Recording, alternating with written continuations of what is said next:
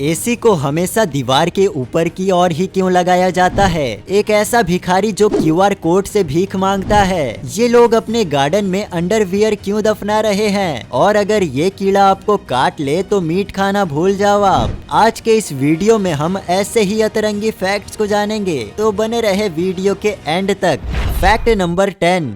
Germany में एक अजीब सा ट्रेडिशन है कि जब कोई लड़का अपने 30वें बर्थडे पर अनमैरिड हो तो उसे पब्लिक सीढ़ियां साफ करनी पड़ती है। अगर ऐसा किसी लड़की के साथ होता है तो उसे दरवाजे का हैंडल साफ करना पड़ता है। और इस सजा से छुटकारा पाने का सिर्फ एक ही तरीका है, अपने से अलग जेंडर को किस करना। Fact number 9। इससे कोई फर्क नहीं पड़ता कि आप कितने बड़े सत्यवादी, ईमानदार, बोले तो पूरा चोखा इंसान हो, हर कोई कभी न कभी तो झूठ बोलता है। पर क्या कभी आपने सोचा है कि इंसान झूठ बोलना किस उम्र से शुरू करता है? स्टडीज की माने तो हम ह्यूमंस 4 साल की उम्र से झूठ बोलना शुरू करते हैं। Fact number 8। आखिर क्यों एसी को हमेशा दीवार के ऊपर की ओर लगाया जाता है? दरअसल एसी के अंदर जो ठंडी हवा निकलती है वो हमेशा नीचे की तरफ जाती है और गर्म हवा हल्की होती है, इस वजह से वो हमेशा ऊपर की ओर जाती है। इस चीज को ध्यान में रखते हुए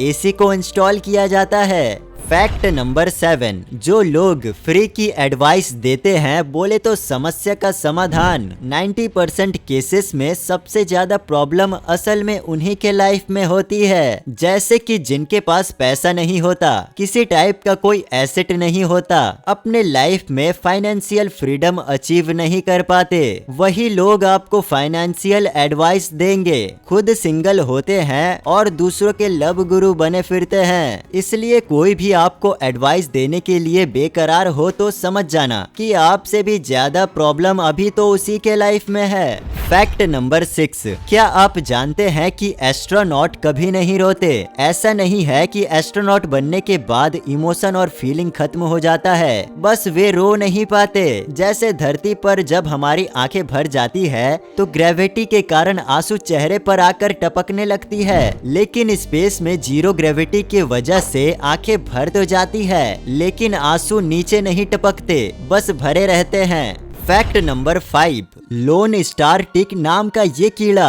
अगर आपको काट ले तो मीट खाना भूल ही जाओ आप, क्योंकि इसके काटने से रेड मीट एलर्जी हो जाती है। हालांकि इसका इलाज नहीं है, लेकिन समय के साथ कुछ लोग धीरे धीरे एलर्जी से मुक्त हो जाते हैं। Fact number 4। बिल मॉर्गन नाम के ये चच्चा किसी एक्सीडेंट के चलते हॉस्पिटल में भर्ती थे और इनकी मृत्यु हो गई थी। मृत्यु होने के ठीक 14 मिनट बाद वो जिंदा हो गए, पर कोमा में चले गए। डॉक्टर्स का मानना था कि सालों तक ये ऐसे ही रहेंगे, लेकिन ये चच्चा तो सिर्फ 12 दिनों में कोमा से बाहर आ जाते हैं। जिसके कुछ सालों बाद चच्चा लॉटरी ट्राई किए और एक कार जीते। जब मीडिया को इनकी कहानी का पता चला तो मीडिया ने इनको अपनी स्टोरी बताने और इंटरव्यू के लिए सीन को रिक्रिएट करने को कहा, और जैसे ही इन्होंने फुटेज के लिए लॉटरी खरीद कर स्क्रैच किया, किस्मत के धनी चच्चा की फिर से लॉटरी लगती है। इस बार $2.5 लाख, मतलब कि 1.5 करोड़ रुपए।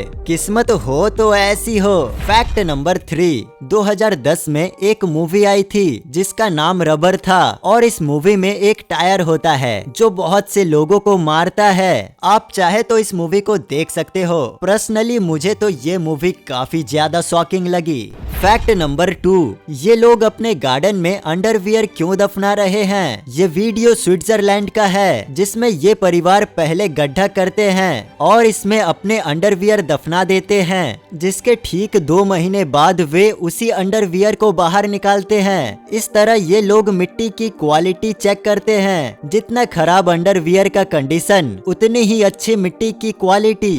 Fact number 1। आपने चिल्लड़ मांगने वाले बहुत से भिखारियों को देखा होगा, लेकिन क्या कभी आपने ऐसे भिखारी को देखा है जो क्यूआर कोड से भीख मांगता है? दोस्तों, मिलिए डिजिटल भिखारी राजू से, जो बिहार के बेतिया रेलवे स्टेशन पर भीख मांगता है। खुद को डिजिटल भिखारी बनाने के पहले राजू जब लोगों से भीख मांगता था तो लोग छुट्टा नहीं है कहकर टाल दिया करते थे, जिसके बाद बाद राजू ने बेतिया के SBI की मेन ब्रांच में अपना खाता खुलवाया और वहीं पर उसने ई वॉलेट भी बनवा लिया और फिर बन गया डिजिटल भिखारी।